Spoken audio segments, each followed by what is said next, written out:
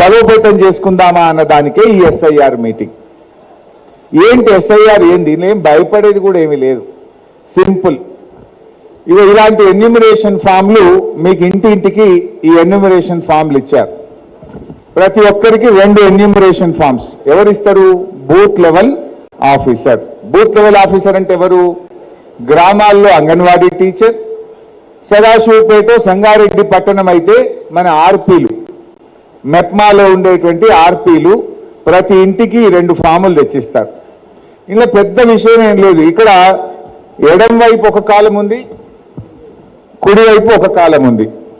ఏంటి 2 ఎందుకున్నాయి అంటే 2002లో ఓటు హక్కు ఉన్న వాళ్ళు ఎడం వైపు నింపాలి, 2002లో ఓటు లేని వాళ్ళు ఈ కుడివైపు అప్లికేషన్ ఫామ్ నింపాలి. ఎందుకు మరి అసలు ఈ 2002 ఎందుకు వచ్చింది? ఈ ఎస్ఐఆర్ అనేది కొత్తది కాదు. భారత రాజ్యాంగంలోనే ప్రతి 20 సంవత్సరాలకు ఒక్కసారి స్పెషల్ ఇంటెన్సివ్ రివిజన్ అనేది జరపాలని నిర్ణయించింది. పోయినసారి 2002లో జరిగింది. ఇది 2002లో ఎస్ఐఆర్ జరిగింది. అందువల్ల 2002లో ఎస్ఐఆర్లో నీ ఓటు ఉన్నదంటే నువ్వు బరాబరే అని చెప్పి ఎక్కువ ఆలోచించకుండా సీదా ఓటు ఓకే చేస్తారు. అందుకోసం ఆ 2002లో ఉన్న వాళ్ళు ఎడం వైపు నింపవలను. మరి కుడివైపు ఏంది? ఇప్పుడు 2002లో పుట్టిన పిల్లగాడు ఇవాళ 2026 అంటే 24 ఏళ్ళ వయసు ఉంటుంది. ఆయనకు కూడా ఓటు హక్కు వచ్చింది కదా, మరి అప్పుడు ఓటు ఉండదు కదా. అప్పుడు అటువంటి వాళ్ళము ఈ కుడివైపు నింపుతాం. నింపి 2002లో వాళ్ళ నాయనకు ఓటు ఉంటుంది కదా, నాయనకో నాయనమ్మకో అమ్మకో తాతకో ఎవరికో ఒకరికి ఉంటుంది కదా, వాళ్ళ వివరాలు తన వివరాలన్నీ నింపుతూ కింద మా నాయనకు ఓటు ఉండే 2002లో, మా నాయనమ్మకు ఉండే, మా తాతకు ఉండే, మా అమ్మకు ఉండే, ఎవరిలో ఒకరిది ఆ లింకు రాసేస్తే కుడివైపు నింపితే అది ఓకే అయిపోతుంది. 2002లో ఓటు ఉంటే ఓన్లీ ఎడం వైపే నింపుతాం. 2002లో లేకపోతే కుడివైపు నింపి ఎవరన్నా నీ కుటుంబ సభ్యుడితో నీ లింక్ చూపియాలి. అంటే నాయనదో నాయనమ్మదో తాతదో అమ్మదో ఎవరిదన్నా ఒక లింకు, అన్నదో లింకు చూపిస్తే దాంతో ఓటు ఓకే అయిపోతుంది. ఈ రకంగా ఈ అప్లికేషన్ ఫామ్ పెద్ద జటిలం కాదు, ఇది నింపాలి. అయితే కొన్ని ప్రశ్నలు వస్తాయి. అరే భయ్, నేను మొన్ననే ఓటేస్తే మున్సిపాలిటీలో సంగారెడ్డిలో నా ఓటు ఎవరు తీసేస్తాడు? 3 నెలల కిందనే ఓటెత్తి నేను నింపపో అంటాడు. కానీ ఎస్ఐఆర్ ఏంటంటే డేంజరు. నువ్వు 3 నెలల కింద మొన్న ఓటేసినా ఈ ఫామ్ నింపి ఇవ్వకపోతే నీ ఓటు ఉండదు. ఖచ్చితంగా ఈ ఫామ్ నింపాల్సిందే. నువ్వు 30 సార్లు ఓటేసినా 3 నెలల కింద ఓటేసినా ఈ ఎస్ఐఆర్ ప్రక్రియలో ఈ దరఖాస్తు ఫామ్ నింపితేనే నీ ఓటు కొనసాగుతుంది, లేదంటే నీకు ఓటు హక్కు ఉండదు. ఇది అర్థమయ్యేటట్టుగా ఓటర్లకు మనం వివరించాలి. మీరందరూ ఇక్కడ బూత్ లెవెల్ ఏజెంట్లు కూడా ఉన్నారు. ఏంటి బూత్ లెవెల్ ఏజెంట్లు మీ బాధ్యత ఏంది? అరే మన గవర్నమెంట్ లేదు కదా, వాళ్ళు రానిస్తారా? మరి ఢిల్లీలో బీజేపీ ఉండే, ఈడ కాంగ్రెస్ ఉండే, మరి మనం రానిస్తారా? బరాబర్ రానియాలి. ఇది ఎన్నికల కమిషన్ దేశంలోని అన్ని రాజకీయ పార్టీలకు రాజ్యాంగబద్ధంగా కల్పించిన హక్కు. బూత్ లెవెల్ ఏజెంట్ కూడా ఇంటింటికి పోవచ్చు, బూత్ లెవెల్ ఆఫీసర్తో కలిసి మీరు ఇంటింటికి వెళ్ళవచ్చును. ఎవరైనా ఓటర్కు అర్థం కాకపోతే మీరు సహాయం అప్లికేషన్ ఫామ్ నింపడంలో కూడా మీరు సహకారం అందించవచ్చును. అందువల్ల మీ రైట్ ఇది. ఇట్స్ యాజ్ ఏ పొలిటికల్ పార్టీగా భారత రాజ్యాంగము, కేంద్ర ఎన్నికల కమిషన్, బీఆర్ఎస్ పార్టీ కార్యకర్తలకు కూడా ప్రతి బూత్కు ఒక ఏజెంట్ను నియమించుకునేటువంటి అవకాశం కల్పించింది. అందుకే మీరు booth level agent. Booth level agent ఉంటాడు, బూత్ లెవెల్ ఆఫీసర్ ఉంటాడు. ఆఫీసర్ గొప్పనా ఏజెంట్ గొప్పనా? ఏజెంటే గొప్ప. నువ్వు సంతకం పెట్టకుండా ఆ డ్రాఫ్ట్ లిస్ట్ పబ్లిష్ కాదు. ఫైనల్గా నువ్వు సంతకం పెడితేనే అది డ్రాఫ్ట్ లిస్టు ఆగస్టు 1వ తేదీన పబ్లిష్ అవుతుంది. Finally you have to approve the list. అందువల్ల మీరు ఎంత క్రియాశీలకంగా ఉంటే మన ఓట్లు అంత భద్రంగా ఉంటాయి. మీరెవరు? కేసీఆర్ అభిమానులు, బీఆర్ఎస్ అభిమానులు, మన కార్యకర్తల కుటుంబ సభ్యులు, చింతా ప్రభాకర్ గారి అభిమానులు, ఇక్కడ ఉండే నాయకుల కుటుంబ సభ్యులు, మీ అభిమానులు, సర్పంచులు ఉంటారు, ఎంపీటీసీలు ఉంటారు, మీ అందరి ఫ్రెండ్స్ ఉంటారు, ఫ్యామిలీ మెంబర్స్ ఉంటారు, మీ అభిమానులు ఉంటారు. మీ వాళ్ళందరి ఓట్లు పోకుండా అప్లికేషన్లు నింపి మనం ఇప్పించేటువంటి బాధ్యత మన మీద ఉంటుంది. మైనార్టీస్లో కొంత భయం ఉంది, మా ఓట్లు తీసేస్తారేమో. ఇందులో మైనార్టీ లేదు, మెజార్టీ లేదు. దరఖాస్తు భరో, आपका वोट बराबर रहेगा, कोई भी नहीं निकाल सकता. दरखास्त भरना आपका जिम्मेदारी है, पूरा डिटेल्स देना आपका जिम्मेदारी है. कोई भी आपका वोट नहीं निकाल सकते. कैसा निकालते हम देखेंगे. आप कोई चिंता मत करिए, आप कोई चिंता मत करिए. ఎవరు భయపడాల్సిన అవసరం లేదు. ఇలా పద్ధతి మనం దరఖాస్తు నింపకపోతే ఓటు పోతుంది. అది మెజారిటీయా మైనారిటీ ఎవరిదైనా పోతుంది. నింపాలి అప్లికేషన్. మరి అప్లికేషన్ నింపేటప్పుడు సిరిగిపోయింది, అప్లికేషన్ పోయింది, లేదా జిరాక్స్ చేసి నింపుతా అంటే నడవది. ప్రతి అప్లికేషన్ మీద కూడా ఒక కోడ్ ఉంటుంది.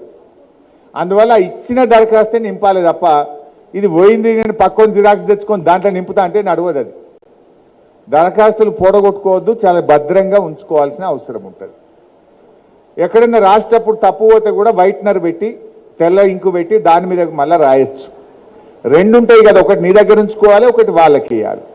నీ దగ్గరది ఖరాబ్ అయినా వాళ్ళకి రాసేది బరాబర్ రాసి ఇచ్చేస్తే అయిపోతుంది. అంతే తప్ప ఇక ఏదైనా ఎక్సెప్షన్ జనరల్గా మళ్ళీ దరఖాస్తులు ఇయ్యరు.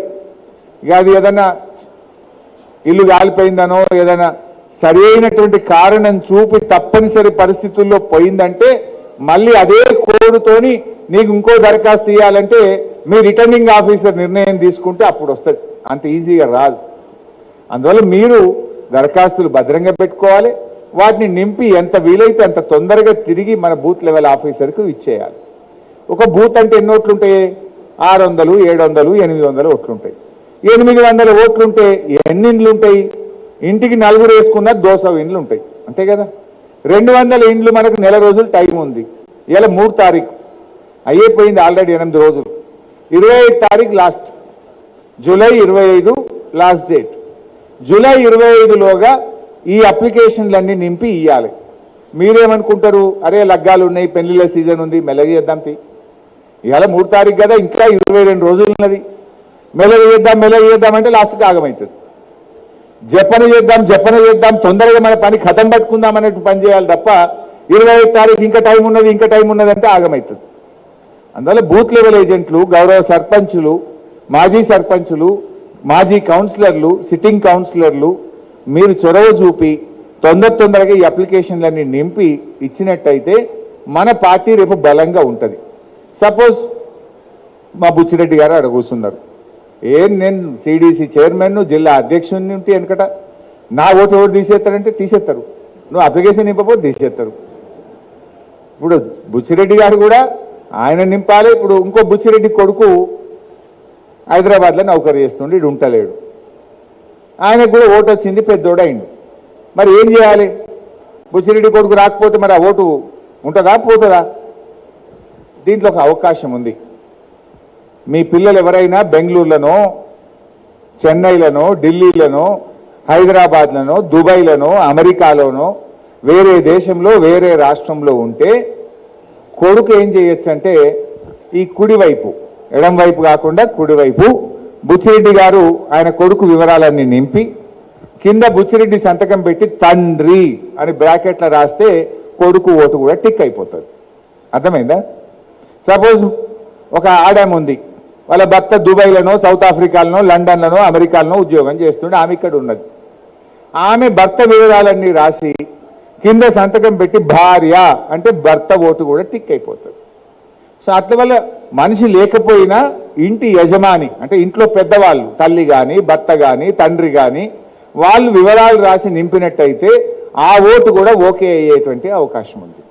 సో ఇట్లా చాలా జాగ్రత్తగా మీరు మంచిగా పనిచేసుకుంటే ఓట్లు ఎక్కడా పోవు. అయితే జనరల్ ఇప్పుడు సంగారెడ్డి ఉన్నది. సంగారెడ్డి ఉంటే ఏమవుతుంది? మొన్నటిదాకా కొండాపూర్లు ఉండే, పిల్లల చదువుల కోసం సంగారెడ్డికి వచ్చింది. కొండాపూర్లో ఓటు ఉన్నది, సంగారెడ్డిలో ఓటు ఉన్నది.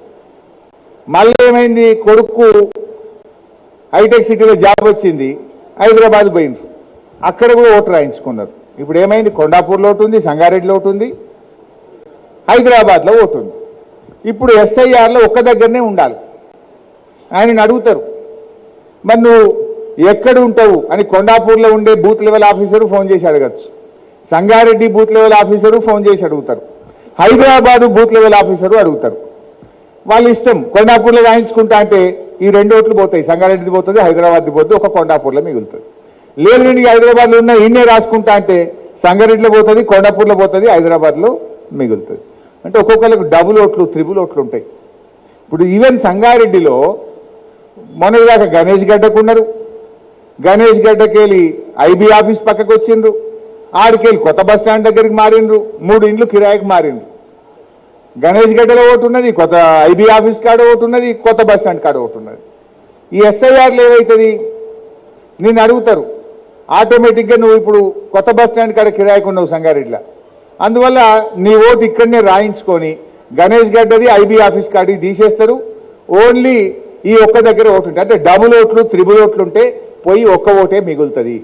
ఊర్లో సంగారెడ్డిలో ఉంటే ఊర్లో పోతుంది, సంగారెడ్డిలో మాత్రమే మిగులుతుంది. లేదు నువ్వు ఊర్లో ఉంచుకుంటా అంటే సంగారెడ్డిలో తీసే